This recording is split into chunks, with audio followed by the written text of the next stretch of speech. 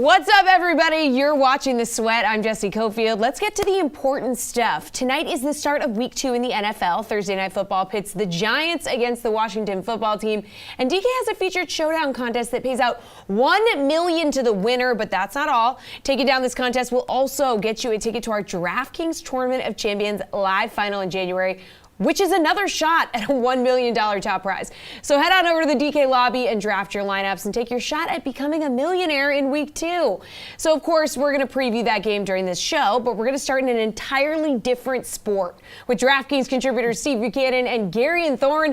Fellas, it's time for our award-winning segment, Put Up Your Bugs. That's right. And Gary, and this isn't your first rodeo.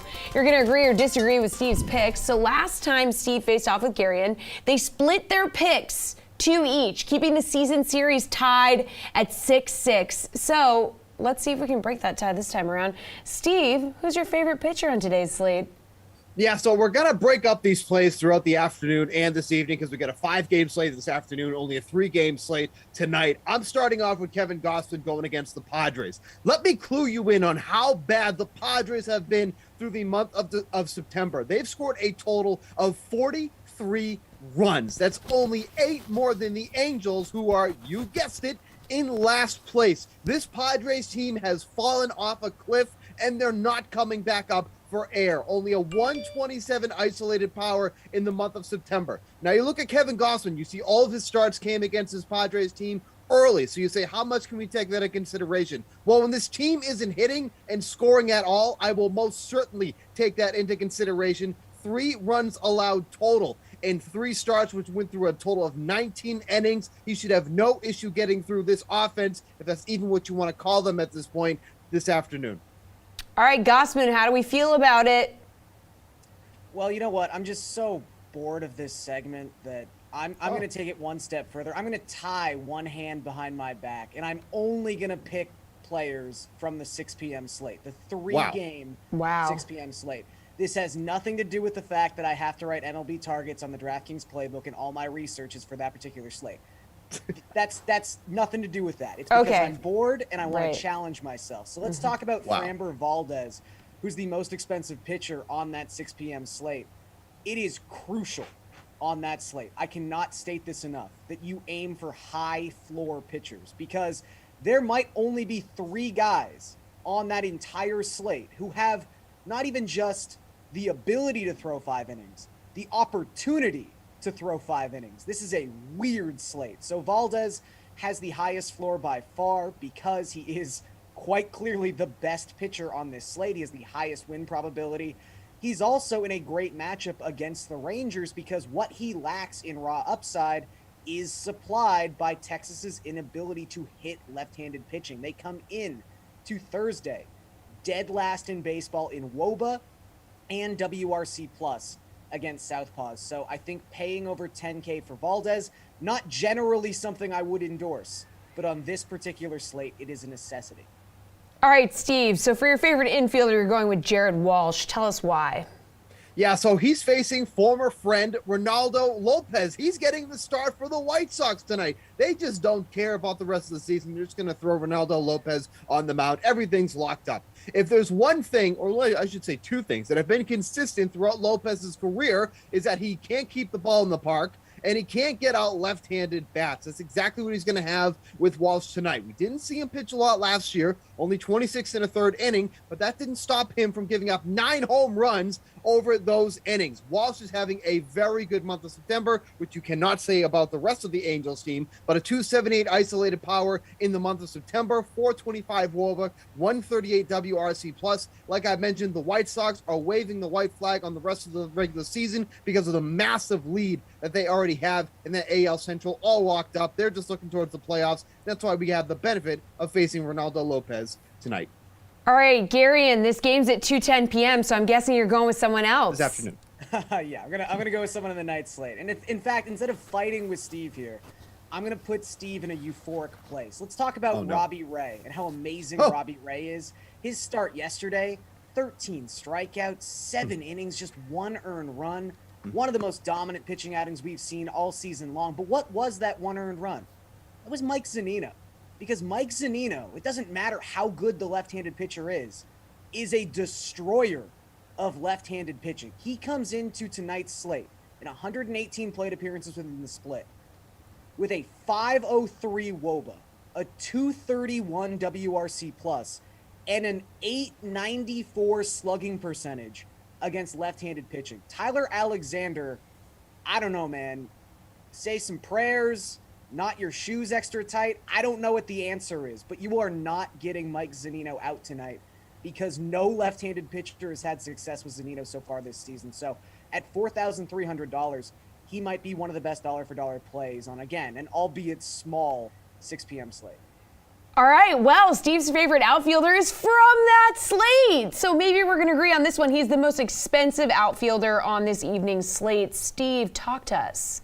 Very excited that Gary and I can be on the same slate, but Bryce Harper going up against Kyle Hendricks. Through the second half of the season, Harper has more doubles, home runs, runs scored, and RBI through 12 less games in the first half. This is somebody who has just absolutely annihilated the ball really since after the All-Star break. And you look at the numbers that Kyle Hendricks has against lefties. They have been smashing him all season long. 365 WOBA, a 5.48 FIP, and a 1.7 home run over 9 innings, specifically against lefties. Home runs have been a huge issue for Kyle Hendricks, which is kind of ironic because he's supposed to be a ground ball pitcher, but instead, those ground balls are actually flying out of the park because all he's giving up is fly balls. So this is not something that's going to be sneaky by any means, but Bryce Harper, with the way he's been hitting and how bad Kyle Hendricks is doing against lefties, this one's a no-brainer, especially on this micro slate, if you want to call. All right, Garion, are you going to say yay to Steve's pick? Well, we know I never tie. And I'll admit, I love this pick. Kyle Hendricks is terrible against left-handed batters. However, it's interesting. If you go back to the start of May, so May the 1st, that's a 5-month sample, Bryce Harper has a 169 WRC+. It is tied for the best mark in baseball. It is tied with Kyle Tucker, who is still one of the more underrated players in all of baseball. He gets lost on this Astros team. It would be nice if he hit higher than 6th on any given night, but that's like a 2022 problem, I guess. I don't know. But anyway, let's talk about Kyle Tucker, who is cheaper than Bryce Harper. He's just $4,900. The Astros have the highest implied team total by a pretty wide margin on this late slate. And the thing that's so nice about Tucker and that you need in a game like this, Texas is basically piggybacking starters in this contest. They've got Glenn Otto, a right-hander, set to start, and then Colby Allard, a left-hander, is going to come in and throw 3 innings after that. Kyle Tucker this season has an OPS above 850 against both right-handed and left-handed pitching. It doesn't matter who's in this game. He's still in a great spot. And that's sort of the boxes that need to be checked when you're looking at Astros hitters tonight. So I really think Tucker's in a great spot. And I think he's probably going to go less owned than someone like Bryce Harper. All right, Steve, wrap it up with your favorite value play. Yeah, Andrew Benintendi in the outfield, batting cleanup this afternoon against Paul Blackburn. Blackburn's been used very sparingly in his time in the majors over the past 5 years. But if you look at his career numbers against lefties, 340 WOBA and a 4.18 FIP. Since the month of August, Andrew Benintendi has really turned his season around. Once upon a time, this was somebody that was looking to potentially be cut and put on waivers because of how bad he was playing. But since August, 352 WOBA, 185 isolated power, and a 123 WRC+. Plus, he's in a great spot here against Blackburn and a athletics team that is suddenly free-falling, it feels like, in the standings. Shout out Seattle Mariners, passing them, by the way. But Benintendi is one of the better values this afternoon, so obviously Garen's going to disagree with this one, but batting cleanup tonight, 3,200. He's a good cheap bat to use. Another 210 game. So, Gary, and who are you going with instead? Yeah, I don't disagree. The Athletics bullpen is horrendous. Anyone they're tossing out there today is going to be a great matchup for Benintendi. But on the late slate, I think my favorite value play is Rafael Ortega, who's going to hit leadoff for the Cubs at $3,900. He's hitting .325 with a 145 WRC plus against right-handed pitching so far this season. And in what's maybe the most just telling sign of how bad the pitching is on tonight's slate, somebody named Adolis Medina is pitching for the Phillies. He just got called up from AAA. where across 17 starts, he had an ERA over 5. So we always make fun of the Cubs because they're rolling out a AAA lineup at the major league level. Tonight, they get to face a AAA pitcher. So it should go really, really well for the Chicago Cubs. I think they're going to score some runs, and I think Ortega is going to be right at the heart of that. He's a great value play at less than $4,000. All righty, thanks you two. We'll keep track of your scores. I was going to say keep score of your scores, but that doesn't sound right. As promised, we're taking a look at tonight's football game when the sweat returns. And speaking of football, to get your backfield plays lined up, here's the Pat Mayo Experience with some Week 2 running back rankings. Got any problems with this top 10? Because I think you're starting all these guys. That's the conversation we have most weeks. Absolutely. The only thing I'll throw out there for their top 10, for anybody that might be concerned, buy low opportunity. I know we don't talk trades a lot on this, but Najee Harris, the only running back in all of football that was out there for 100% of the snaps. Christian McCaffrey, 89. Christian McCaffrey was usually like 95, and we talk about how ridiculous that is. Najee Harris, 100%, never came off the field. Yes, it was a down game. I mean, Pittsburgh just really didn't have a whole lot going outside of Deontay for most of it, even when he got hurt. But yeah, Najee Harris, please go buy low. This is exactly what you want. You want the volume and opportunities, and he's out there for a ton. By the way, Pat, do you want to guess who number 2 was in between Harris and McCaffrey for 94% of the snaps out there? I feel like I should know this because I actually wrote it, but now I completely forget who it is. Who is it? It's Darrell Henderson out there, 94% of the snaps. Yeah. Great showing for everybody that might have been concerned about Sony Michel. Yeah, it's a lot. Do you think a lot of that had to do with week 1, though? Like, do you think we see more of not like a completely balanced attack, but instead of 94%, oh, of course, it's like 70-30 as we go forward? Yes. I was actually going to say, so 75% was Mike Davis, 73.8 was Clyde Edwards-Helaire. I think he settles into that range. But the point being, it's not going to be 50-50 being the concern. It was a bad matchup, and he still came out of there with a great game. Was actually top 5 in goal to go and goal line rush opportunities. Just only like 3, but that still puts you inside the top 5 because most running backs don't get but 1 or 2 every single week. So yeah, it's just the usage that makes you feel good. It's not going to be 90%, but the fact that it's going to be 70 plus is you can feel good about Darrell Henderson. You worried about Derrick Henry at all? Just based on the way that this offense ran without Arthur Smith, they dropped their play action rate from like 33% down to 11%, and it showed. Yes. It did. And you would think coaches are smarter. Maybe, the situation here is they're installing something different. Don't really know what that was in week 1 outside of the play action because most of the offense looked pretty similar in the usage. I don't know. Maybe it's a little bit more 3 wide, and that's why we saw some Chester Rogers instead of Anthony Ferguson involved, although I still never want the third pass catcher, whether it's a wide receiver or a tight end with the Titans. Julio Jones was quiet. AJ Green, that entire team just fell off in week 1. Like, there's a lot. We talk about week 1 overreactions a lot of times.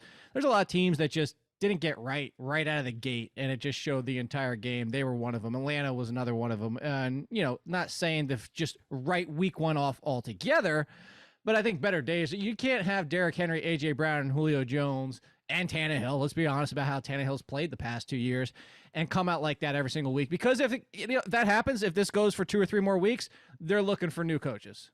Yeah, I think that's a pretty... Offensively.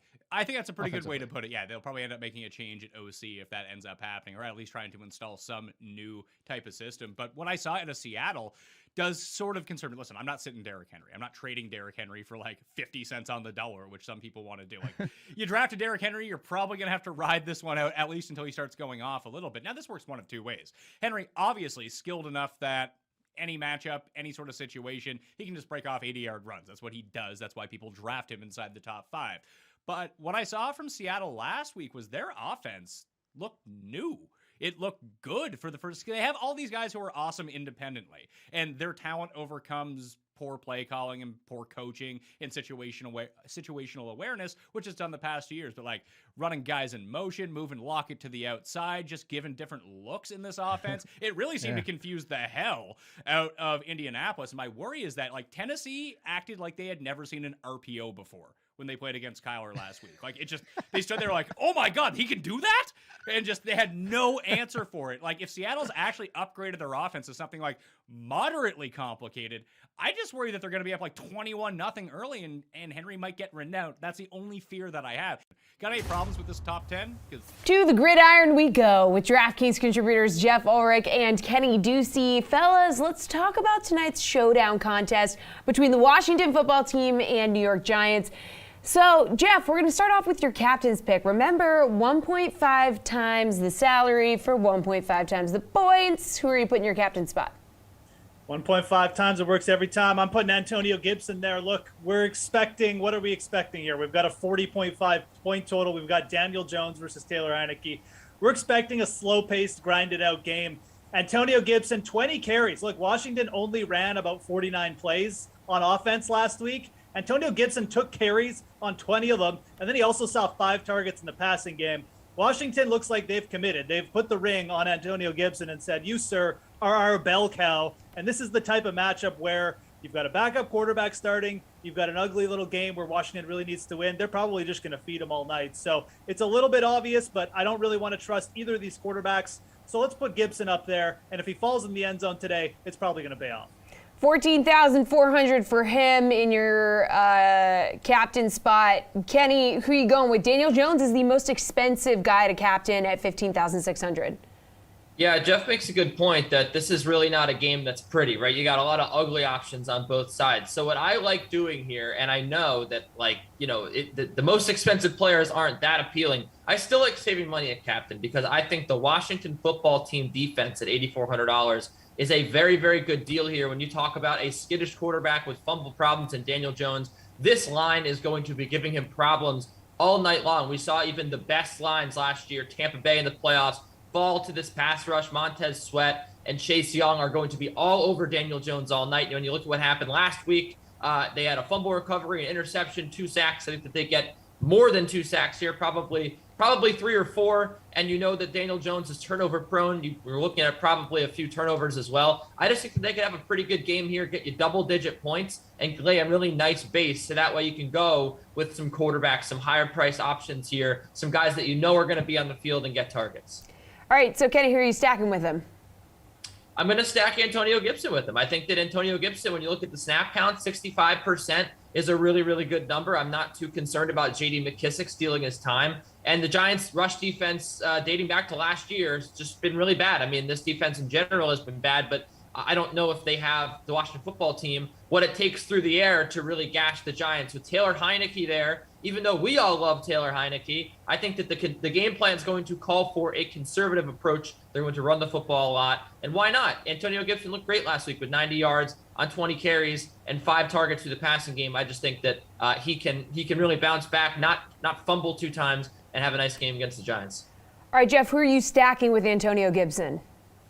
Yeah, this is an interesting one. I mean, obviously, we're not expecting huge outputs from either quarterback. So, you know, you might see the quarterbacks come into play here just because the rest of the scoring is low as well. But I think that the guy I really want to play, the other skill player in this game, and he's from Washington, that I want to play along with Gibson is Logan Thomas. Over Taylor Heinicke's 2 starts last year, Thomas had 12 catches. You know, he had around 15 targets. Like, this guy just gets involved, and you look at Taylor Heinicke, what is he going to do? He's probably going to rush the ball a little bit. Is he going to be taking crazy chances downfield, throwing to the sticks, you know, past the sticks every down? No, he's probably going to be playing it a little bit safe, a conservative game plan. That means Logan Thomas used a little bit more on shorter routes, maybe even in the red zone.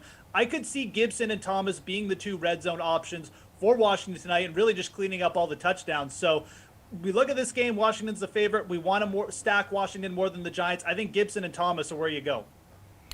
All right, so Jeff, you said we're not expecting a lot from either of these quarterbacks tonight, but like, which one do you like better if you had to take one?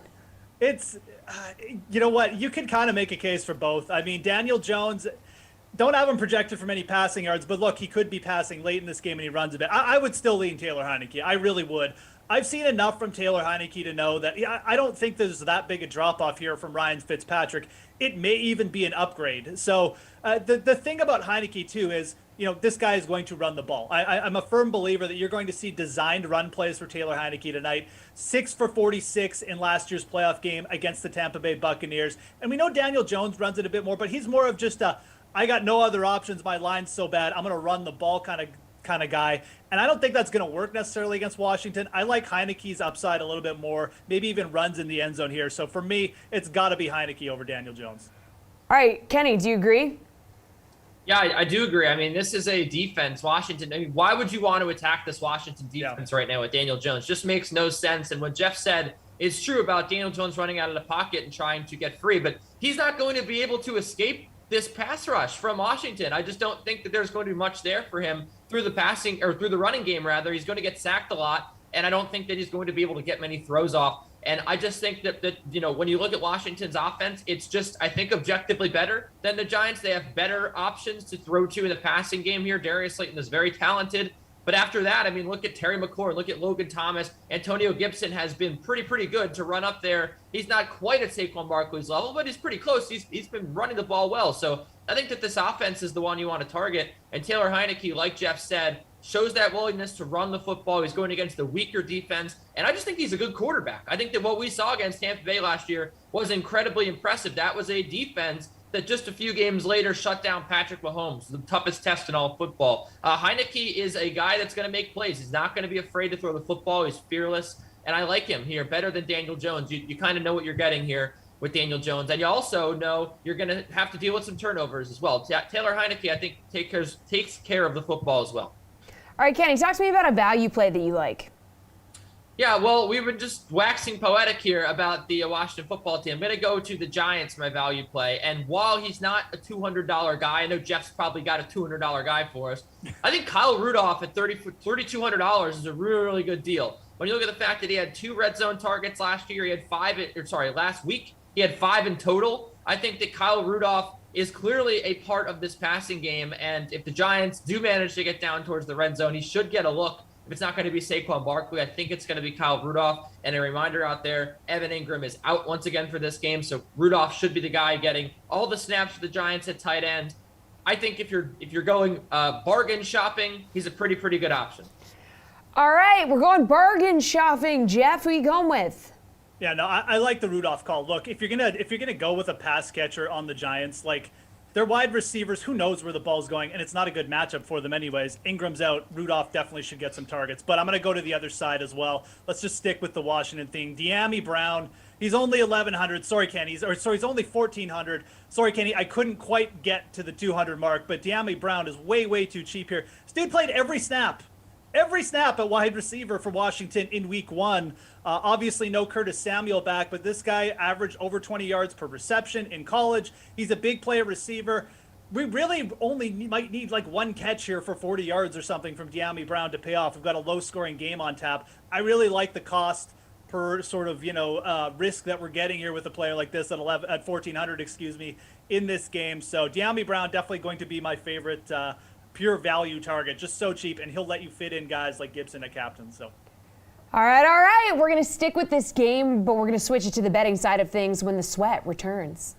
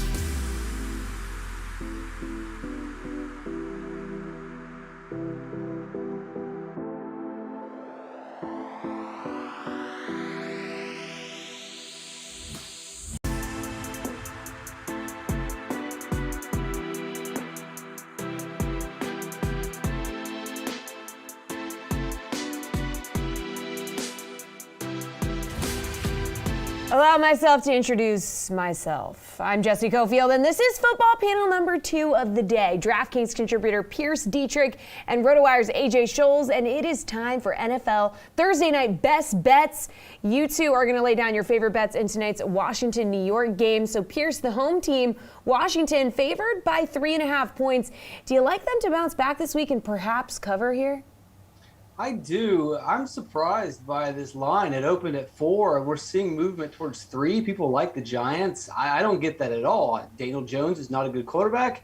His line is not good. I think Barkley is overrated, and they're playing on the road against a very good defense. It doesn't make any sense to me. I think it's a bit of an overreaction. People think Fitzpatrick was, I guess, a god or something. You take him out of this lineup, they're not that bad. Heinicke's numbers last week were pretty good as well. I like Washington in this spot. AJ, do you agree? You like Washington here? Yeah, absolutely. And honestly, for me, it's less about Washington, having a bounce back performance and more about the Giants continuing to be bad. I mean, as Pierce mentioned, Saquon Barkley might not even play. He's questionable. Evan Ingram's also got an injury. So even if they both play, I think it's clear they're not at 100%. So for me, I would consider looking at the alternate lines here. You can get Washington as high as -4.5, and that'll bring back +110 value. So I really like that spot to move away from that line because, like Pierce, I think this is a too low of a spread here. All right, so AJ, the total in this one is like super low, 41. There's a lot of injuries on both sides. We talked about how Saquon might not even play. So what are the chances that we hit the over here?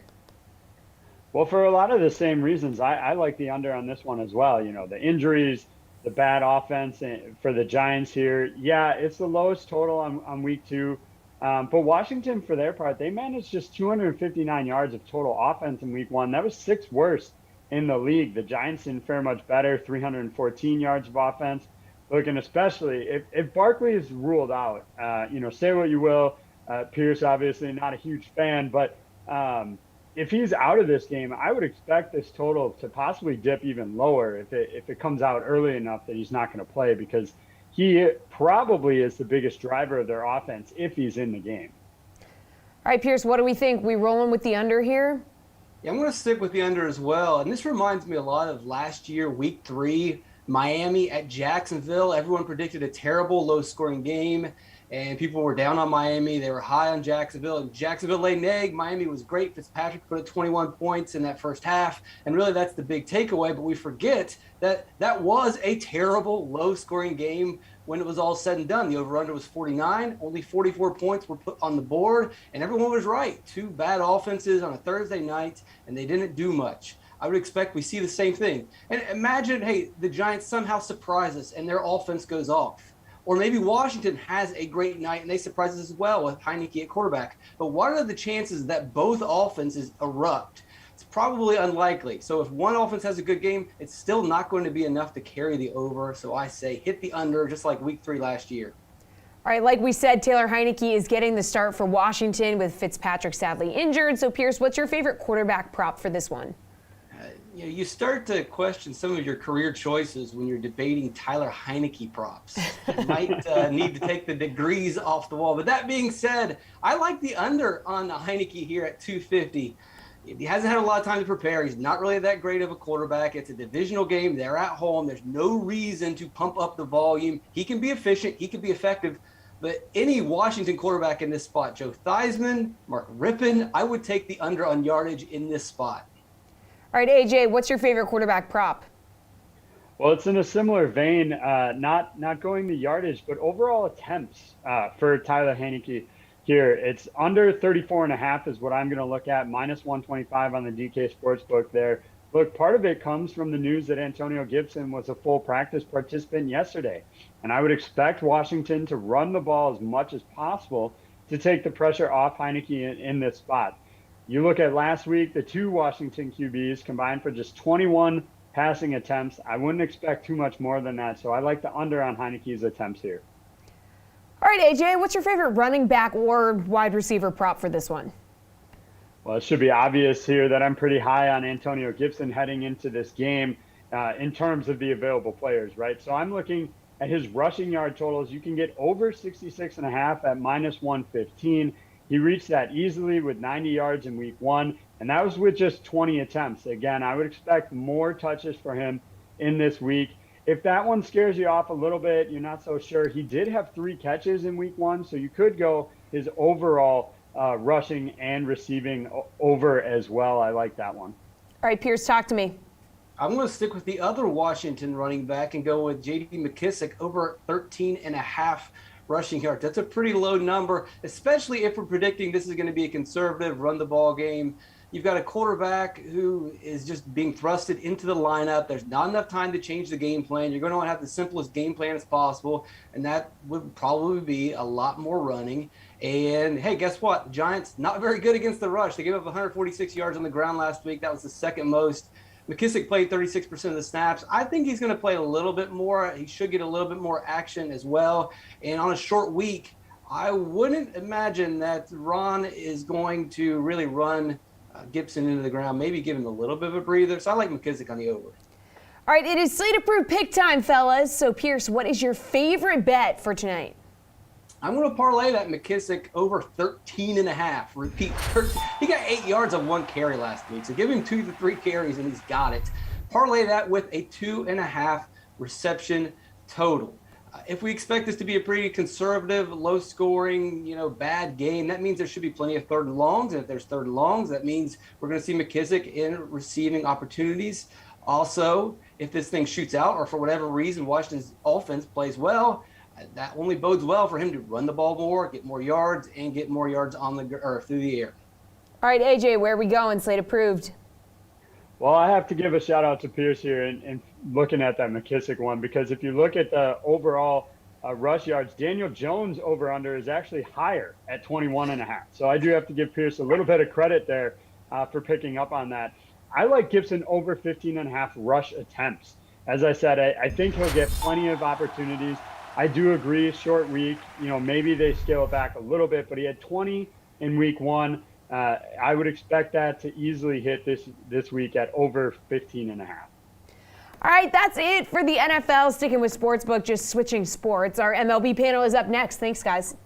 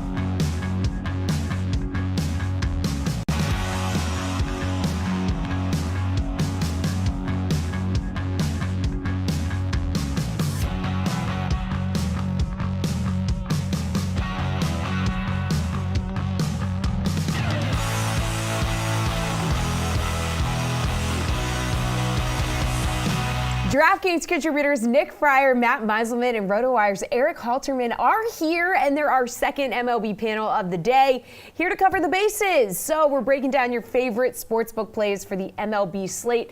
So first base is your favorite run line or money line bet. So which one are you going with, Nick?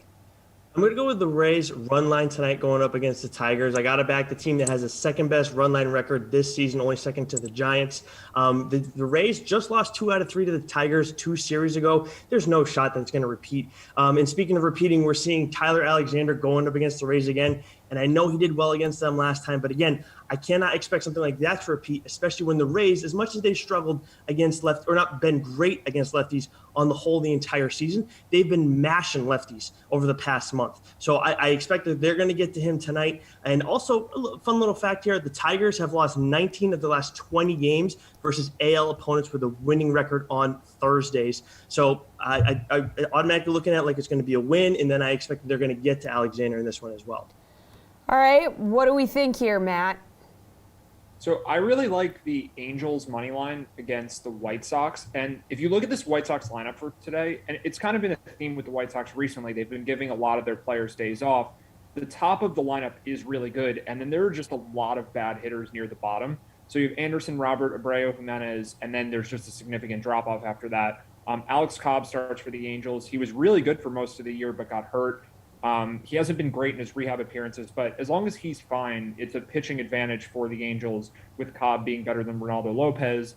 And as long as Ohtani's in the lineup, I think this line should be a lot closer to even money than it is. So I think the Angels are in a really good spot here as long as Ohtani's playing. Eric, where are you going? Yeah, I was trying to have some fun with one of the underdogs here. I think the only one of the bigger underdogs that I'm at all interested in would be the Rangers at plus 180 over the Astros. It is long odds for a reason. The Astros clearly have a much better lineup than the Rangers. But these odds at plus 180, you need the Rangers to win 36% of the time, and that's not all that impossible in baseball.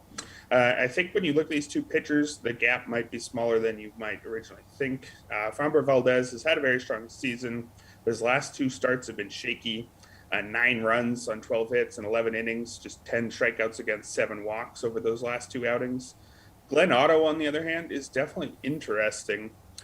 He's only made 3 big league starts, and he has a 6.92 ERA. But all the ERA estimators are way better than that because his peripherals are excellent. 28.6% strikeout rate, 3.6% walk rate, ground ball rate above 50% as well. He was good in his first 2 starts, but he got lit up for 8 runs on 8 hits in just 3 1/3 his last time out. But if you dig a little bit deeper into that stat line, 5 strikeouts against 1 walk. So you might assume that whenever he was giving up contact, it was hit super hard, but it wasn't. He didn't give up a single barrel. Just 2 of the 12 batted balls he gave up were hard hits. So I think it was mostly a bunch of balls finding holes. And so I think with 2 encouraging starts and 1 that isn't as bad as it looks, I think he'll give the Rangers a shot at an upset here. And again, at plus 180, all you need is a legitimate shot. All right, second base is going to be your favorite game total. Which one you going with, Matt? I agree with a lot of what Eric said about Glenn Otto, which is why I actually like the under in the Rangers-Astros game. I think Framber Valdez will get it together and be totally fine. And his biggest problem as a pitcher is walks.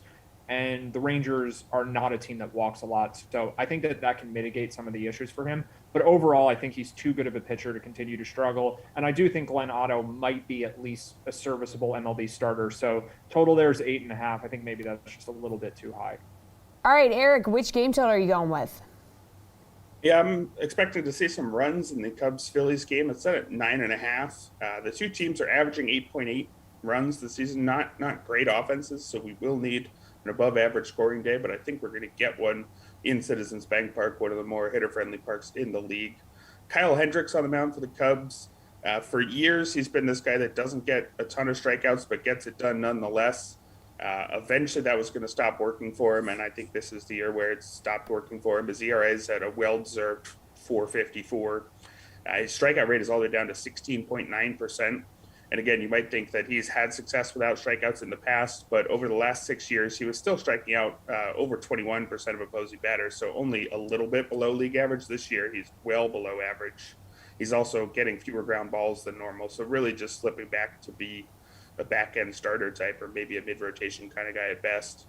And he's been particularly poor lately, 8.16 ERA over his last 6 starts. On the other side for the Phillies, it's probably going to be a bullpen day. Adonis Medina might be the guy handling the bulk of the innings to start things off for his season debut. He has an excellent name, Adonis, but not an excellent performance in the minors. 5.05 ERA in 17 AAA starts. So if he handles multiple innings, that's good for the Cubs. And if he just handles a couple before turning it over to long relievers, that's good for the Cubs as well. So I think lots of runs coming on both sides here. All right, Nick, what do we think? Well, I'm actually going to go against Eric a little bit on this one. I know he's criticizing Kyle Hendricks a little bit, and some of it's deserved. But when you go and look at how he's done throughout the course of the season, he's either gotten racked or he's pretty much shut down the opposition. And I'm going to go and back him by going with the Phillies scoring under 2.5 runs through the first 5 innings. I know you want game totals, Jesse, but I wouldn't be doing this segment right if I wasn't cheating a little bit. So I'm going to go with them scoring less than 2.5 here. I know that the Phillies have done pretty well against right-handed pitching of late, but so have the Giants, and Kyle Hendricks just shut them down as well. And when you look at this lineup, none of these guys have good career numbers against Hendricks. I know some of them are small sample sizes, but Harper has even seen Hendricks a little bit. I know he's been red hot, but at some point he's got to cool down a little bit, and Hendricks might be that guy who's going to cool him down tonight just because he hasn't really done much against them throughout the course of his career. I love it. Just cheating a little. All right, Eric, let's round third base with your favorite pitching prop. I like Kevin Gausman to get over 6.5 strikeouts. Last I checked, that was still at plus 120, and I'm not really sure why that's considered less likely to happen than a coin flip. He's hit the over in 3 straight starts. He's hit it in 58.6% of his starts this season. That's 17 out of 29. And those plus 120 odds imply he's only going to do it 45.5% of the time. He did hit the under in his last 4 starts of August, striking out just 20.9% of opposing batters over that stretch. But again, he's hit it over those last 3, striking out at least a third of the batters he faced in all 3 of those outings. The Padres don't strike out a ton, but Kevin Gausman does strike out a ton of guys for almost the entire season, outside of, again, that little late August blip that he seems to be completely over. So I think pretty easy to see him getting at least 7 here tonight. All right, Nick, what's your favorite pitching prop?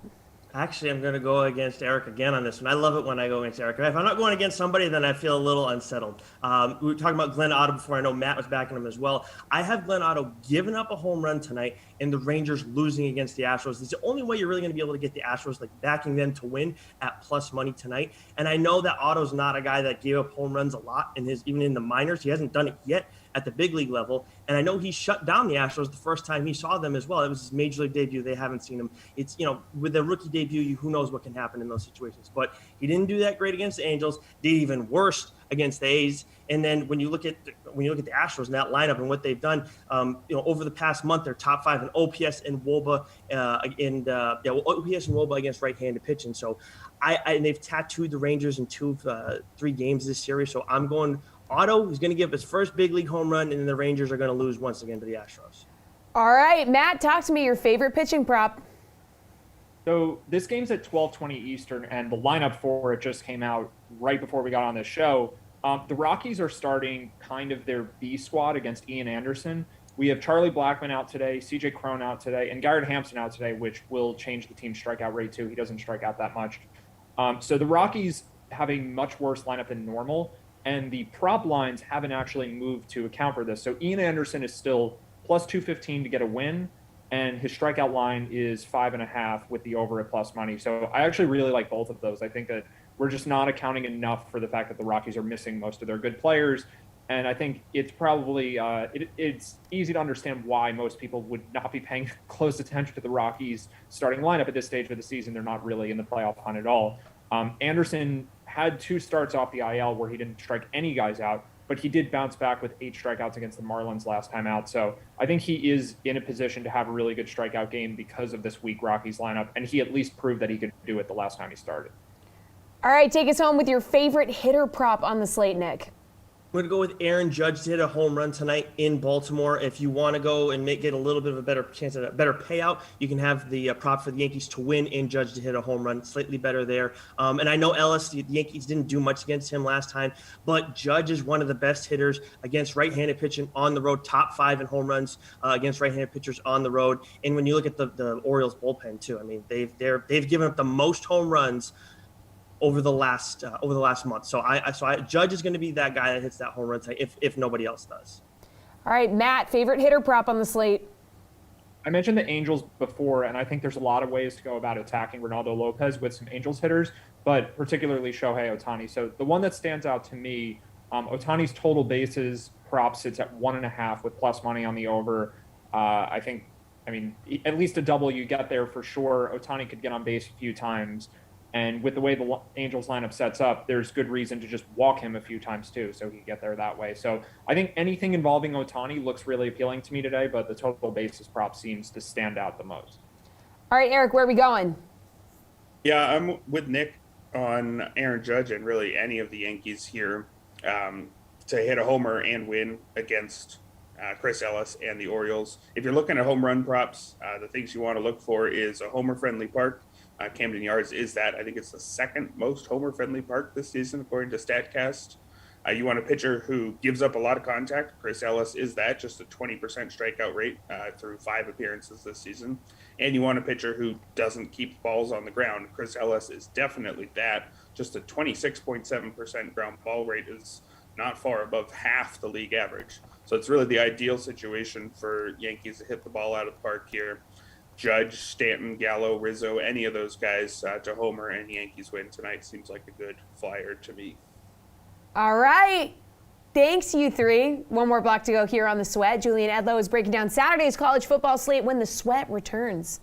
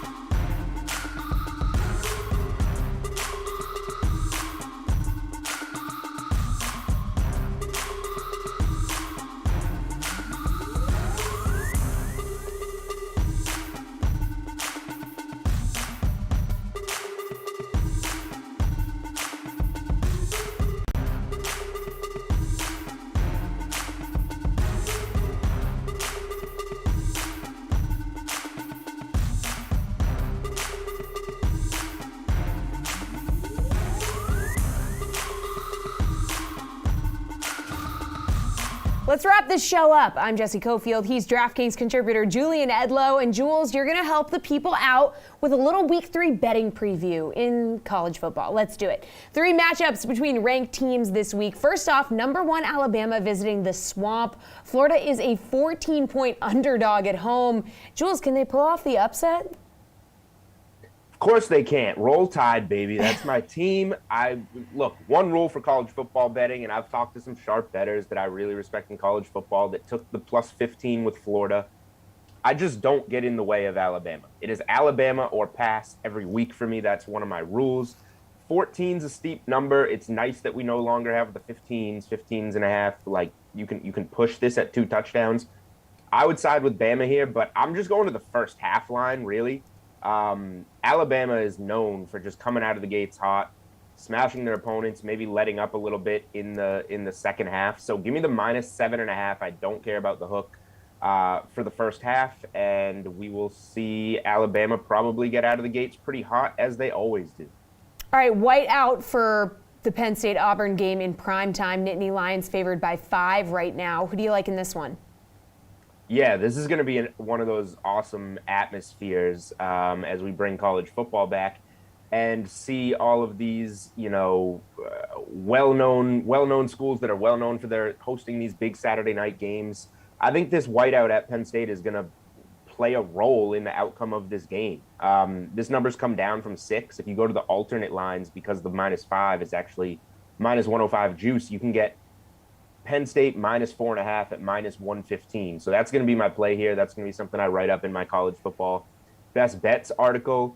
Nothing against Auburn. They've smashed the teams that they have played so far, but they haven't played anybody. And now you go into this absolutely, wild road atmosphere to face a really good Penn State team that is tested and got a road win as an underdog at Wisconsin. And then I just threw this out on Twitter. The Penn State Nittany Lions have been really good in recent whiteout games. James Franklin, since taking over in 2014, is 4-2 against the spread in them. And then these last few years, they've upset Ohio State as a 17.5-point underdog in this game. They've beat Michigan by close to 30 points in this game. They lost to Ohio State as a top 5 team once again by 1 point and covered the spread in that one. I think they're going to be ready for this game and win it by a touchdown or more. All right, last ranked matchup is Arizona State visiting BYU. ASU are the road favorites. Will they get the W? Yeah, I'm not as much, I don't have as much of a take on this one, but I understand, late night Saturday night game, West Coast game, ranked teams, it's going to get some attention. My natural reaction is that everybody is going to love BYU as an underdog again after a big in-state rivalry upset over Utah last week. So I kind of lean towards laying the points on the road with Arizona State. But not as much conviction with this one from me as the 2 earlier games. All right, what's your favorite game total on this slate? Favorite game total for a full game, I like the over in Coastal Carolina versus Buffalo. I think we're going to see a shootout in that one. I think it's high. Last I looked, it was 57.5. But I have no problem going to the over in that one. It went up to 58. So obviously some money coming in on that over. I just think both of these offenses can really roll. Coastal should win the game. Obviously, they're a big road favorite, but that doesn't mean that Buffalo isn't going to keep up. And then if we want to go to a team total, this one is going to be pretty gross. I'm seeing if it's up on DK Sportsbook. Army against UConn. UConn has not scored a point against FBS teams so far this season. They scored some points against Holy Cross. They haven't scored any points against real teams. I don't think the team total is up yet. It's going to be like 9.5. UConn's probably going to get shut out. I will take the team total under on UConn. All right, Jules, who do you think is pulling an upset this week? For an upset, I am going to go to the home dog Memphis Tigers hosting Mississippi State. Mississippi State cost me some money last weekend. I went back to the NC State Wolfpack in close to a pick'em game on the road. And Mississippi State showed up and won that game pretty handily after an unimpressive 1-point win over La Tech at home in week 1. I'm going to fade Mississippi State going on the road here. I think that Memphis is being a little undervalued at +3, coming down from +3.5. I have no problem taking the 3 points or playing that +140 money line on the Memphis Tigers. All right, Jules, it is slate approved pick time. So just what's your favorite bet of the weekend? Yeah, Alabama first half is up there. That'll probably be my best bet. But just going back to that Army game, Army minus 33.5, I think it was. It might be at 34 now. They're going to roll UConn. Absolutely roll. This is going to be a 42-0 type of game, and I have no problem laying all those points. We've done pretty well with the heavy favorites that we've given out on this show so far this season, so we'll stick with it. Anytime you can fade UConn, it is not a bad bet. All right, good stuff, Jules. That is a show, people, but the fun doesn't stop. There's Madden coming your way. Plus, the slate is on at 5 p.m. with Kaufman and Reed with even more analysis for tonight's Washington Giants